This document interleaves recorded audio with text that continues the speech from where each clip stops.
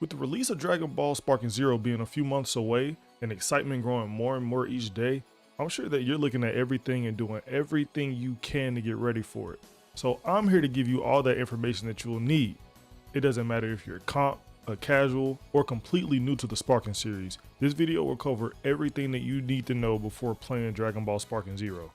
Now I've watched so much footage and maybe I've stalked the Discord or two, so I can put you on game. But let's get right into it. First things first, the control schemes. There is a new control scheme in Sparking Zero, which seems to deviate from the controls of the previous Sparking or Tenkaichi games.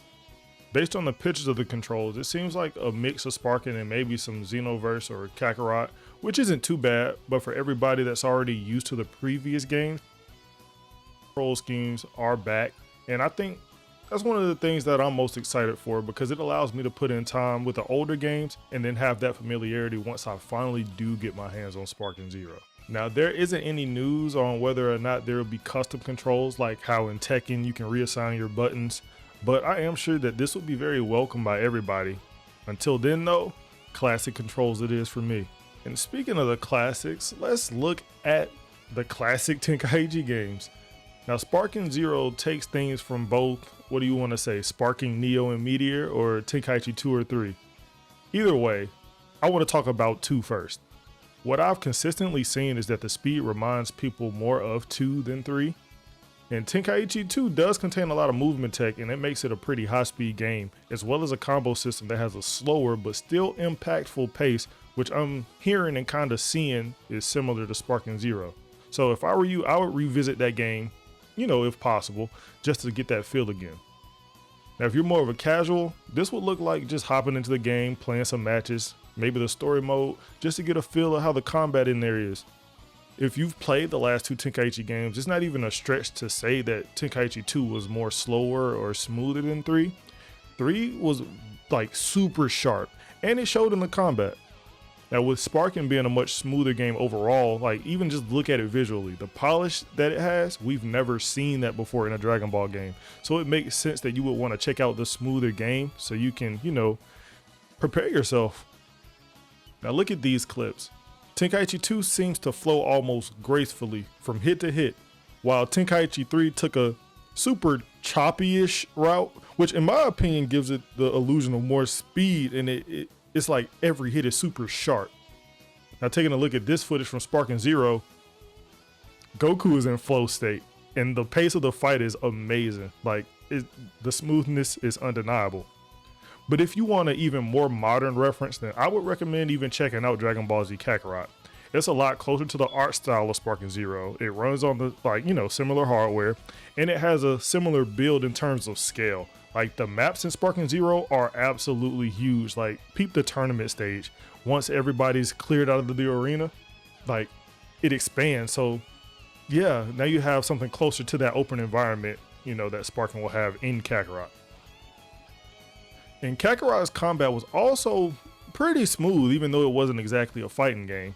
But I think, you know, solely in scale, this is a good example overall. Now, this isn't to say that Tenkaichi 3 was just brushed over and looked at as a basis for the roster. Nah, there's some key mechanics returning here too. Now, we've seen the rush attacks like the flying kicks and the heavy finish, all that, you know, that's returning. Even signature moves like the Sonic Sway is returning. Now, we have yet to see every single mechanic that's returning, but I would take a look at Tenkaichi 3.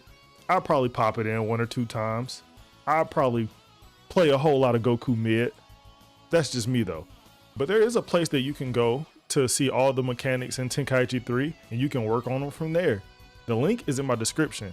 And this is a link to a wiki that's being worked on by fans of Tenkaichi 3 that still play to this day.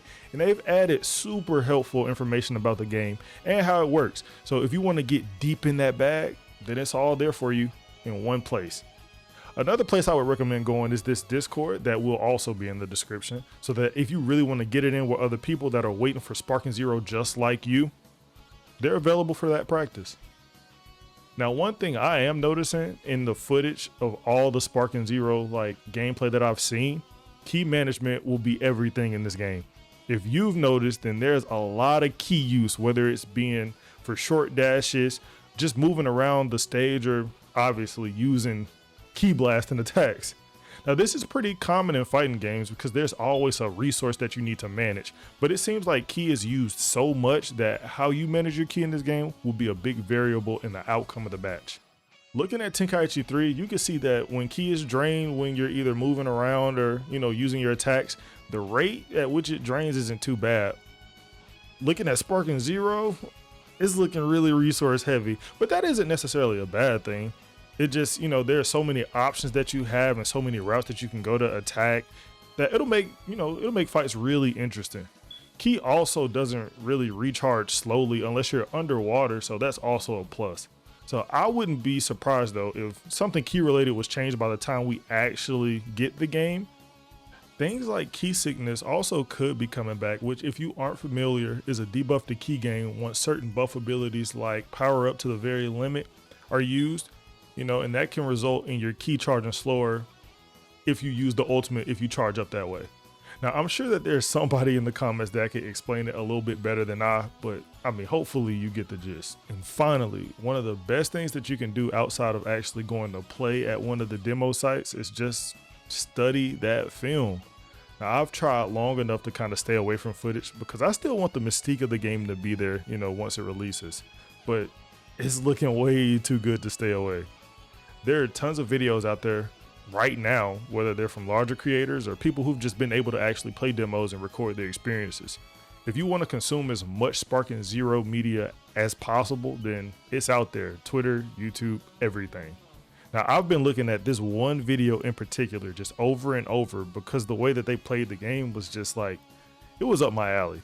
It gave me everything that I personally needed to see to be satisfied, and now I'm more hyped than ever for the release of Sparking Zero. I know you are too, and there will be more coming from this channel, so stay tuned, subscribe to the channel, and until next time, peace.